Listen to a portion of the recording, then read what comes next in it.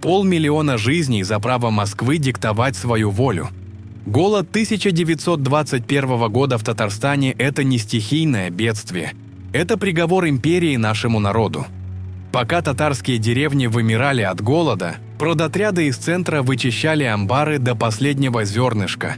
По разным оценкам погибло до 600 000 татар. Классик Галимджан Ибрагимов описал этот ад в повести «Адемнер. Люди». Книгу запретили на десятилетия. Советской империи не нужны были свидетельства ее преступлений. Им было важно стереть память о том, кто этот голод организовал. А замалчивание – это повторное убийство. Когда у нации сначала забирают хлеб, а затем и память о жертвах, это и есть суть колонизации. Мы не имеем права забывать Адемнер. Те, кто опустошал наши закрома тогда, сегодня продолжают выкачивать наши ресурсы. Империя меняет лозунги, но не меняет методы.